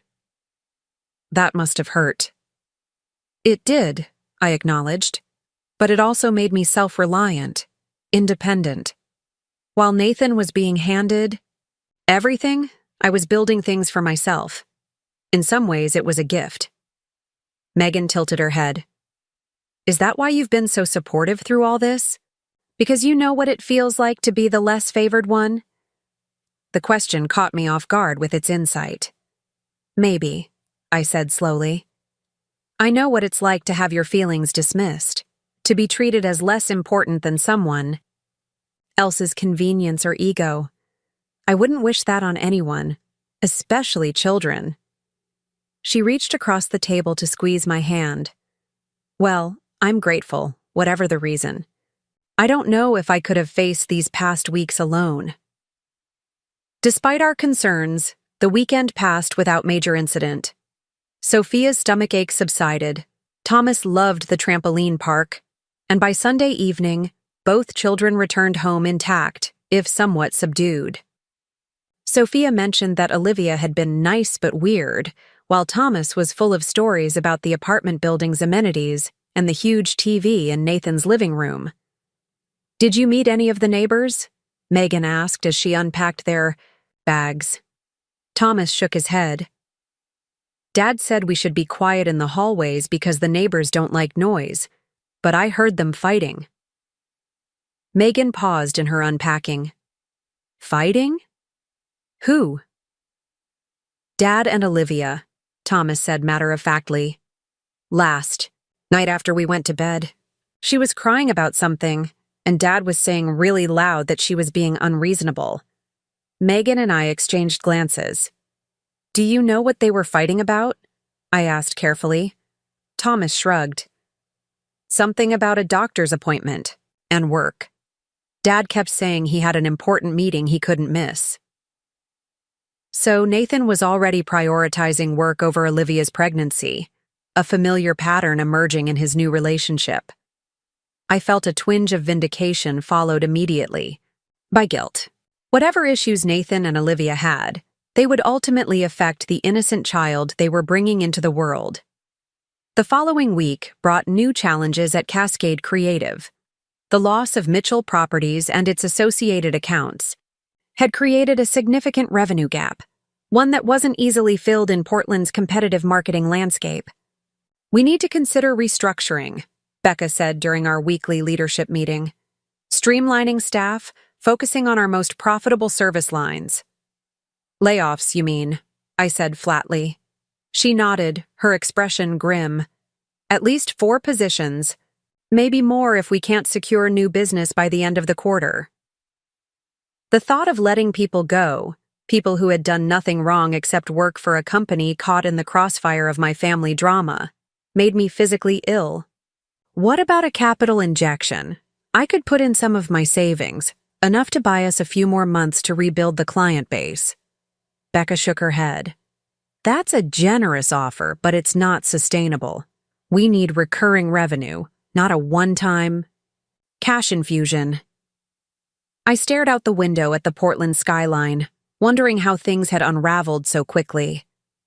Just months ago, Cascade Creative had been thriving, on track for our best year ever. Now we were discussing layoffs and downsizing, all because I'd refused to stand alongside my brother as he abandoned his family. "I'll figure something out," I promised, though I had no idea what that might be. Later that afternoon, as I was reviewing potential new client opportunities, my assistant knocked on my door. "Emma, there's someone here to see you. She doesn't have an appointment, but she's quite insistent." I looked up, expecting perhaps another reporter seeking comment on the Mitchell family saga. Instead, Claire Mitchell stood in my doorway, looking uncharacteristically uncertain.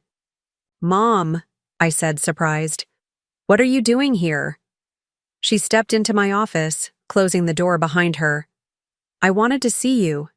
It's been weeks." "You know where to find me," I pointed out. "You just haven't tried." She sighed, settling into the chair across from my desk. "That's fair. I haven't handled any of this well." I studied my mother, noticing the subtle signs of strain, the tightness around her eyes, the slight tremor, in her usually steady hands. "Why now?" "I had lunch with Olivia yesterday," she said, surprising me. "At your father's insistence. A getting-to-know-you meal that was about as comfortable as you'd expect." I raised an eyebrow.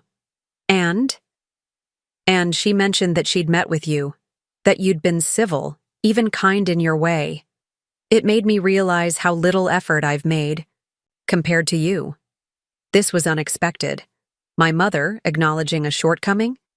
I met with her because I wanted to understand the situation better, for Thomas and Sophia's sake. "How are they?" she asked, genuine concern in her voice. "I miss them." "They miss you too," I said honestly. "Thomas asked last week why Grandma doesn't visit anymore." She flinched. "I wasn't sure if I'd be welcome, with everything that's happened." "They're children, Mom. They don't understand. Adult divisions and loyalties. They just know their grandmother disappeared from their lives at the same time their father did." Shame flashed across her face. "I've handled this terribly, haven't I?" "Yes," I agreed, but gently. "But it's not too late to fix it." She twisted her wedding ring nervously, a gesture I'd seen thousands of times throughout my childhood. "Your father thinks it would be disloyal to Nathan, spending time with Megan and the children without him." "And what do you think?" She looked startled by the question, as if her own opinion was a novel concept.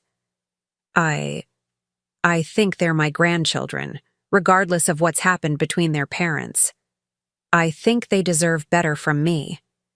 I felt a glimmer of hope, the first sign that someone in my family besides me might be willing to put the children's needs above Nathan's comfort. "Megan would welcome your involvement," I said. "She's never tried to keep you away." "Really? Even after how we've behaved?" "Really. She knows how much Thomas and Sophia love you. That's all that matters to her." My mother's composure cracked slightly, her eyes growing damp. "I've been a coward, Emma, taking the path of least resistance, as I always have." I couldn't disagree with her self-assessment, but seeing her vulnerability softened my anger. "Why, are you really here, Mom?" She took a deep breath. "To apologize, to you, primarily, for not standing up for what's right. For putting Nathan's needs above everyone else's, including yours. It's a pattern I've followed your entire life, and I'm only now seeing how damaging it's been." I stared at her, momentarily speechless. In 34 years, I couldn't recall my mother ever apologizing to me for anything substantive. "What changed?" "Meeting Olivia, oddly enough," she admitted. "Seeing how young she is, how uncertain beneath that confident exterior. Realizing that Nathan has done to his first family exactly what your father threatened to do to us once." This was news to me. "Dad threatened to leave?" She nodded, not meeting my eyes. "When you were about 5, Nathan 7, he had an affair with his executive assistant, so cliché, I know. He was prepared to leave us for her until she ended things unexpectedly." She gave a bitter laugh. I always wondered if she saw something in him I was too blinded by love to recognize. Struggled to process this revelation. "You never told us. Of course not. We worked through it, as your father said. But something changed between us after that. I stopped trusting him completely. And he—" She hesitated. "He became more controlling. About the public image, about how we appeared to others. The perfect Mitchell family became his obsession. Pieces of my childhood suddenly clicked into place. My father's insistence on flawless family photos, his rage when Nathan or I caused any public embarrassment, his preoccupation with maintaining the Mitchell reputation at all costs. And now, Nathan's following in his footsteps," I said. "The pattern repeats," my mother agreed sadly. "But I don't want to repeat my mistakes. I don't want Thomas and Sophia feeling what you felt. Less important, less valued, less loved." I wanted to believe her, but decades of experience made me cautious. "Does Dad know you're here?" She shook her head. "He thinks I'm at my book club. He wouldn't understand this conversation." "But you came anyway." "I came anyway," she confirmed, straightening her shoulders. "I'm trying to be braver, Emma. To make my own choices, not just the ones that keep the peace." Despite everything, I felt a surge of pride in my mother. Small steps, but significant ones for a woman who had spent her life accommodating others at her own expense. "Would you like to see the children?" I asked. They're having dinner at our place tonight. You could join us." Her face lit up, then dimmed with uncertainty. "Are you sure Megan would be comfortable with that?" "Not completely," I admitted. "But I think it's worth trying. For the kids." We made arrangements for her to come to my downtown condo later that evening. After she left, I sat at my desk for a long time, processing the conversation. My mother's visit represented the first crack in the united front my family had presented since Nathan's revelation.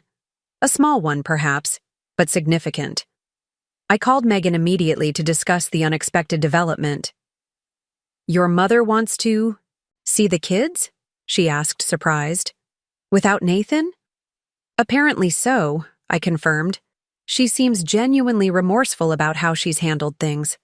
I told her she could join us for dinner tonight, but I wanted to check with you first." Megan was quiet for a moment. "The children would love to see her," she said finally, "and I don't want to be the one keeping them from their grandmother." "Are you sure? We can make it another time if it's too much right now." "No, it's fine. Actually, it might be good to have her see how we're managing without Nathan. That life goes on, that we're okay." I admired Megan's capacity for grace in a situation where bitterness would have been entirely justified. "You're a better person than I am," I told her. She laughed softly. "No, just more practiced at putting the children first. Speaking of which, I need your help with something else. Thomas has a science fair coming up, and the project he wants to do requires adult supervision I can't provide while working on this Crawford proposal. Let me guess. Something involving power tools or potentially explosive chemicals." "Volcano," she confirmed. "Very original." "I'll pick him up from school tomorrow and we'll get started. Sophia can help too if she wants." "Thanks, Emma. You're a lifesaver." That evening, my small condo filled with the kind of family chaos I'd come to cherish. Thomas explaining his volcano vision in enthusiastic detail, Sophia setting the table with meticulous care, Megan adding final touches to the lasagna we'd prepared together. When the doorbell rang, a momentary hush fell over the scene. "I'll get it," I said, catching Megan's eye. She nodded, offering a small, encouraging smile. My mother stood in the hallway, holding a bakery box and looking uncharacteristically nervous. "I brought dessert," she said. "Those chocolate eclairs Thomas loves." "Grandma!" Thomas spotted her from the kitchen and raced over, throwing his arms around her waist. Sophia followed more cautiously, but her face brightened when my mother crouched to embrace her. "I've missed you two so much," my mother said, her voice thick with emotion. "You've grown since I last saw you." "It's only been like a month, Grandma," Thomas pointed out with a child's blunt honesty. My mother winced slightly. "Still too long," she said, smoothing his hair. Dinner was initially awkward, with conversations sticking to safe topics: school, Thomas's volcano plans, a book Sophia was reading. My mother seemed uncertain of her role in this new configuration, sitting stiffly at first, watching Megan and me interact with the children with a mixture of surprise and what looked like envy. Gradually, though, the natural warmth of the children and Megan's gracious hosting softened the atmosphere. By dessert, my mother was laughing at Thomas's recreation of a classroom mishap involving the class hamster and a substitute teacher's toupee. After the children went to the living room to watch a show, the three of us adults sat with coffee at the kitchen table. The moment of reckoning finally arrived. "Thank you for including me tonight," my mother said to Megan. "I wouldn't have blamed you if you'd refused." Megan stirred her coffee slowly. "The children love you, Claire. I wouldn't keep you from them because of Nathan's choices." My mother looked down at her cup. "I owe you an apology for how Richard and I have handled this situation, for not being there for you and the children when you needed support." "Why weren't you?" Megan asked directly. "We've been family for 12 years. I thought we had a relationship independent of Nathan. We did. We do, my mother insisted. But Richard was adamant that we present a united front, that supporting Nathan meant— She trailed off, embarrassed. Meant abandoning us, Megan finished for her. The inconvenient first family. My mother nodded, unable to deny the harsh truth. I was wrong to go along with it. I've always gone along, always chosen the path of least resistance. She glanced at me. Emma's been braver than I ever was. Megan considered this. I'm not interested in assigning blame or creating more division, she said finally. But I do need to know, if you want to be part of the children's lives going forward, it has to be reliable. They can't handle another disappearance. I understand, my mother said solemnly. I want to be present for them, consistently. Whatever that looks like with our complicated family situation. It means sometimes seeing them without Nathan, I pointed out. It means respecting Megan's role as their primary parent. It means not trying to smooth things over or pressure anyone into family gatherings that might be unhealthy or premature. My mother straightened her shoulders. I can do that. I want to do that. Megan studied her for a long moment, then nodded. Then you're welcome in our lives, Claire. The children need all the love and stability they can get right now. Later, as I walked my mother to her car, she paused on the sidewalk, looking up at my condo building with a wistful expression. You've created something beautiful here, Emma, with Megan and the children, a real family. We're figuring it out. As we go, I said. It's not always easy. She touched my arm hesitantly. I'm proud of you. For standing by your principles, for being there when it mattered. I should have told you that a long time ago, about many things. The simple acknowledgement unlocked something tight in my chest. Thank you, that means a lot. Richard will come around eventually, she said, though she didn't sound entirely convinced. He's stubborn, but he's not heartless. He misses you, though he'd never admit it. I wasn't as confident about my father's capacity for change, but I appreciated her optimism. One step at a time, Mom. Tonight was a good start. She hugged me before getting into her car, a real hug, not the perfunctory embrace she'd performed, at family functions for years. I'll call about taking the kids to the Science Museum this weekend if that's okay with Megan. I think she'd welcome the break, I said, and they'd love it.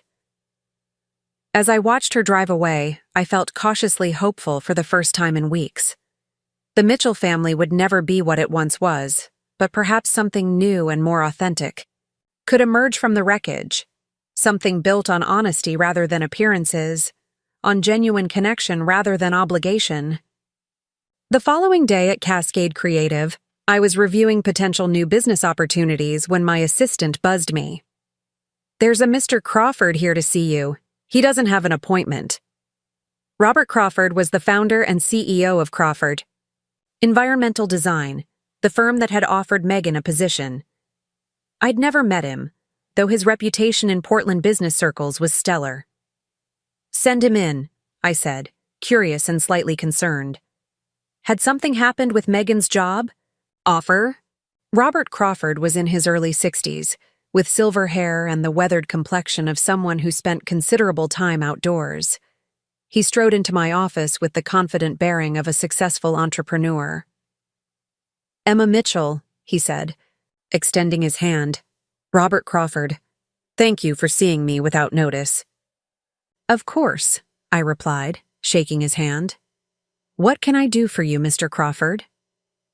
He settled into the chair across from my desk. I'll get straight to the point. I'm interested in discussing a potential partnership between Crawford Environmental and Cascade Creative. I raised an eyebrow. A partnership? What kind of partnership? The mutually beneficial kind, he said with a slight smile.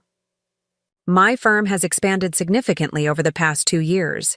New offices in Seattle and Denver, a growing client base, and frankly, marketing needs that have outgrown our in-house capabilities. And you're approaching us because your firm does excellent work. I've followed your campaigns for years, particularly your sustainability messaging for that coffee company. What was it called? Bean Conscious, I supplied. Exactly. Brilliant integration of environmental messaging without the preachy overtones that turn consumers off. He leaned forward. But I'll be honest with you, Ms. Mitchell. I'm also here because Megan Collins speaks very highly of you, both professionally and personally. So this was about Megan. She's an extraordinary woman, I agreed, and a talented landscape architect. You're fortunate to have her joining your team. Crawford nodded. I've been trying to recruit her for years. She's exactly the kind of innovative thinker we need. He paused. She also mentioned your firm has recently lost some significant accounts due to family circumstances. I stiffened slightly. Our business situation is complex but manageable.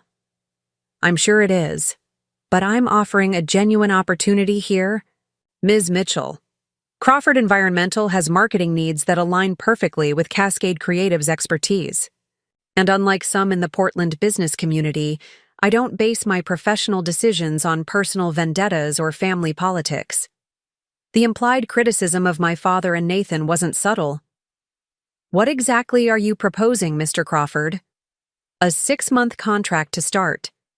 Branding for our Denver office, digital strategy for our expanded residential services, and a complete overhaul of our corporate materials to reflect our growth. If it goes well, we discuss a longer-term arrangement. I tried to keep my expression neutral despite the surge of hope his words inspired. That's a significant engagement. With a significant budget, he confirmed. Enough to offset what you've lost and then some, I believe. It sounded too good to be true. Why us specifically? There are other agencies in Portland with strong environmental credentials. Crawford smiled. 3 reasons. First, your work truly is exceptional. Second, I believe in supporting businesses that align with my values, and standing by family in times of crisis is a value I respect deeply.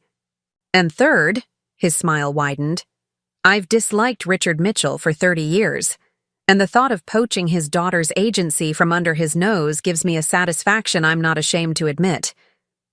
I couldn't help laughing at his honesty. At least you're straightforward about your motivations. Always. Life's too short for games, he agreed. So, Ms. Mitchell, are you interested in discussing details?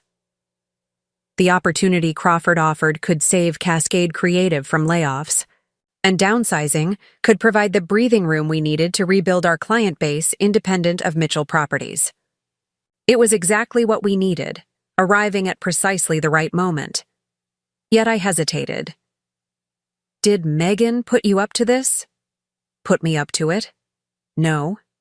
Mentioned your situation? Yes. Crawford looked thoughtful. Does it matter?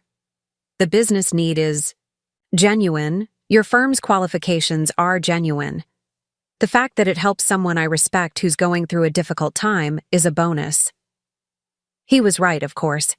In business, motivations often mattered less than results. And Crawford Environmental was exactly the kind of client Cascade Creative wanted. Innovative, growth-oriented, values-driven.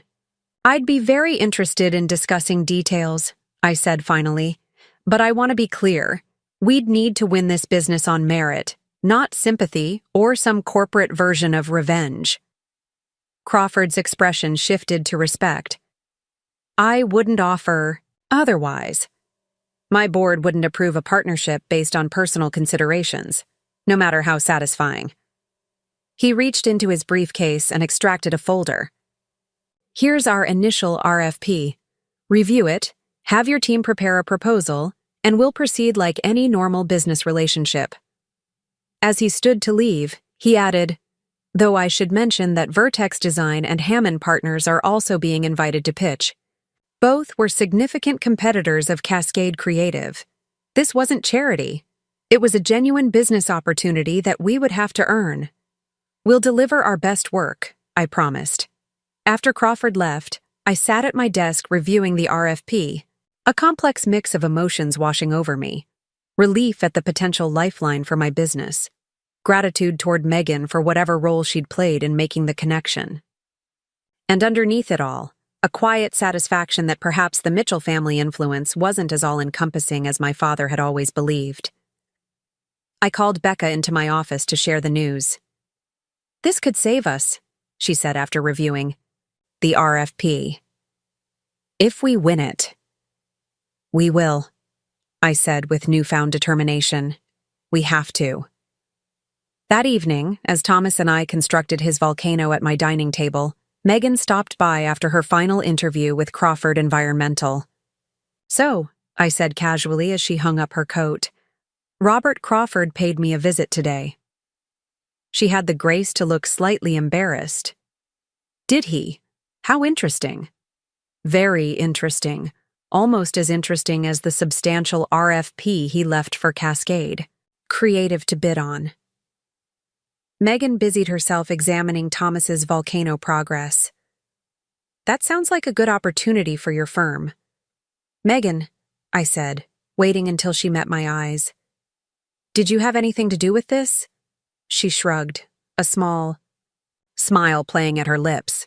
"I may have mentioned during my interview that my children's aunt runs the best creative agency in Portland, one that happens to be looking for new clients due to some unfortunate family circumstances." "And that's all?" "I also might have shown him your future Portland sustainability campaign while discussing my vision for integrating environmental messaging into urban design." Her smile widened. He was very impressed. I shook my head, torn between amusement and gratitude. "You didn't have to do that." "Of course I did," she said simply. "You've been there for us through everything. This was the least I could do." She glanced at Thomas, who was happily mixing baking soda with red food coloring. "Besides, Crawford Environmental is legitimately expanding. They need a good agency. It's a win-win." I hugged her impulsively. "Thank you." She returned. The embrace. That's what family does, Emma. The real kind. 6 months could change everything. The Portland summer had faded into a crisp autumn, painting the city in shades of amber and gold. I stood in the Crawford Environmental office courtyard, watching as Megan unveiled her design for their new sustainable garden space, a project that had quickly become her signature achievement at the firm. "The living wall will filter rainwater while providing habitat for native pollinators," she explained to the gathered employees and press. Her confidence was striking. This was a woman who had rediscovered her professional identity, who had built something beautiful from the ashes of her personal life. Robert Crawford beamed beside her, clearly pleased with both the design and the woman he'd hired to create it. After the presentation, as guests mingled and explored the garden features, he made his way to where I stood. "Your campaign launch for our residential division exceeded projections by 30%, he said without preamble. "The board is impressed." "I'm glad to hear it," I replied. "Though I suspect Megan's designs sell themselves." He laughed. "Don't undersell your contribution, Emma. The Living Spaces, Living Planet messaging framework you developed has transformed how we communicate with clients." He glanced toward Megan, who was answering questions from a local environmental reporter. "She's extraordinary, isn't she? In 6 months, she's revolutionized our approach to residential design." "She always was," I said. "She just needed the right opportunity to shine." Crawford nodded thoughtfully. "Sometimes life's hardest blows lead us where we need to be." He excused himself to speak with other guests, leaving me to reflect on the truth of his words. The past 6 months had indeed been transformative, not just for Megan, but for all of us. Cascade Creative had not only secured the Crawford Environmental contract, but leveraged it to attract 3 other sustainability-focused clients. We'd avoided layoffs and were actually hiring again. The Mitchell Properties shadow, which had once seemed so threatening, had receded as we built our own path forward. Thomas and Sophia had settled into a new routine. Weekdays and every other weekend with Megan in the charming craftsman bungalow she'd purchased in a family-friendly neighborhood. Alternate weekends with Nathan and Olivia. The transition hadn't been seamless, but it had been manageable, thanks largely to Megan's unwavering focus on the children's well-being. My mother had kept her promise, becoming a consistent presence in Thomas and Sophia's lives. She took them to museums and parks, attended school events, and even stayed overnight occasionally when Megan needed coverage for work trips. This new, more independent Claire Mitchell was a revelation, still elegant and proper, but with a quiet strength that had previously been buried under decades of accommodation. As for my father, the situation remained complicated. We'd spoken, twice, brief, awkward conversations at business functions where avoiding each other would have created more attention than a cordial exchange. He remained stiffly formal, unwilling or unable to acknowledge the fundamental injustice at the heart of our family fracture. Mitchell Properties had recovered from the temporary turbulence caused by Nathan's scandal, and with that stability came a return to the status quo, at least in my father's mind. Nathan and I maintained a careful distance. We exchanged necessary communications about the children, but avoided deeper conversations. I'd seen him at Thomas's baseball games and Sophia's piano recital, both of us positioned at opposite ends of the audience, acknowledging each other with tight nods. The vast space between us was filled with unspoken words, unresolved feelings, and the awareness that some bridges once burned could never be fully reconstructed. And then there was Olivia and the baby, my niece, Aurora Claire Mitchell, born on a stormy August night. Despite my complicated feelings about the circumstances of her birth, I couldn't deny the pull of family connection. When Olivia had texted a photo of the newborn, tiny and perfect with a shock of dark hair, something in me had softened. "Would you like to meet her?" Megan asked one evening as we sat on her porch, watching Thomas and Sophia play in the yard, with their grandmother. She'd noticed me looking at the baby photo on my phone. I glanced at her, surprised. "You wouldn't mind?" She sipped her wine thoughtfully. "Aurora is Thomas and Sophia's sister. She'll be part of their lives whether I like it or not, and you're her aunt." She shrugged. "Family is messy, but it's still family." Her generosity humbled me. "How do you do that? Find grace where most people would only feel bitterness?" "Practice," she said with a small smile, "and perspective. The children are watching how I handle this. What lessons do I want them to learn? That pain should be answered with more pain, or that we can choose a different path." The following weekend, I found myself standing outside Nathan and Olivia's apartment, a small gift bag in hand, my heart hammering with unexpected nervousness. Nathan opened the door, surprise flashing across his face. "Emma, I didn't expect—" He stopped, recalibrating. "Come in." The apartment was bright and modern, with baby items scattered among the designer furniture, a strange juxtaposition of Nathan's sleek aesthetic and the chaotic reality of new parenthood. Olivia sat on the couch, Aurora asleep on her chest. She looked exhausted, but brightened when she saw me. "You came," she said simply. "I brought something for Aurora," I replied, holding out the gift bag. Inside was a small stuffed rabbit, similar to Sophia's beloved Hoppy. A tradition of sorts.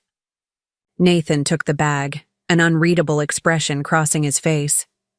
"Thank you."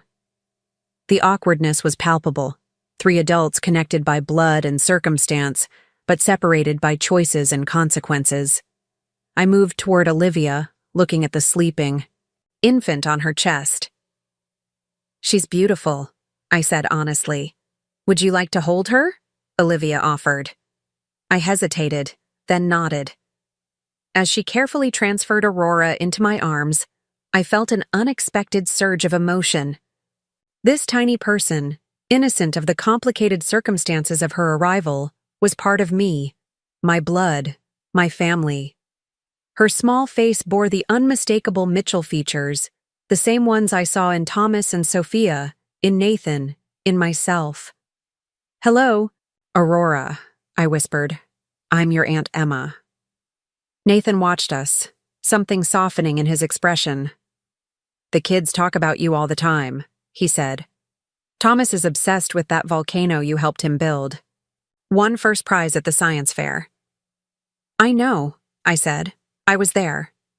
He looked away, the implication clear. While I'd been present for these milestones, he'd been building a new life, missing pieces of his children's stories.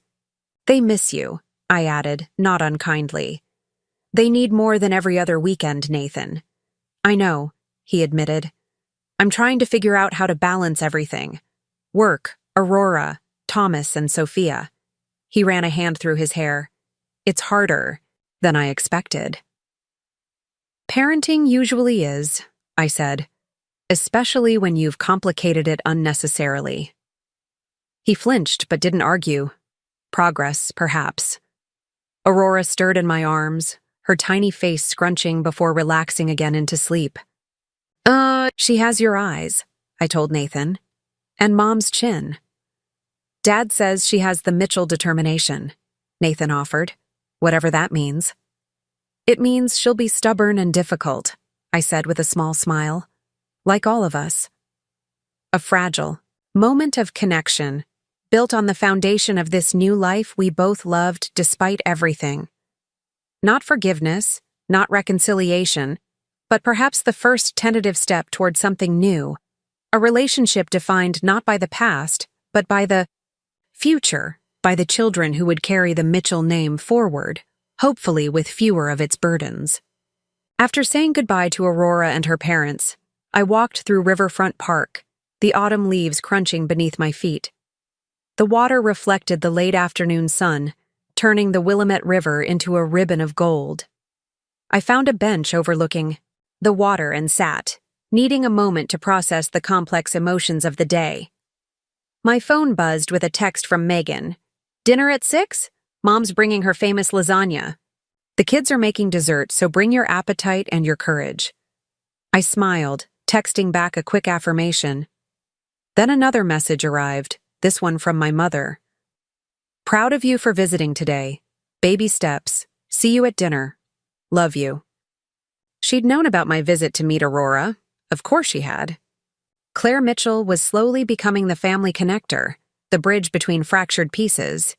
It was a role that suited her better than the compliant wife she'd been for decades. As the sun began to set over Portland, casting long shadows across the park, I thought about the journey of the past year. Nathan's betrayal had shattered what I'd thought was the foundation of my life. My family, my business, my understanding of loyalty and love. Yet from those broken pieces, something new had emerged. Deeper relationships, unexpected alliances, a stronger sense of self. I'd always defined family through blood and obligation. Now I understood it differently, as a choice made daily, a commitment to show up for the people who matter, to stand by values bigger than convenience or comfort. My family now included Megan, who had no biological connection to me, but had become as close as any sister. It included Thomas and Sophia, who looked to me not just as their aunt, but as their constant, their safe harbor in a sea of adult complications. It included my mother, evolving from the passive figure of my childhood into someone with her own voice and choices. And yes, it included Nathan, Olivia, and Aurora too.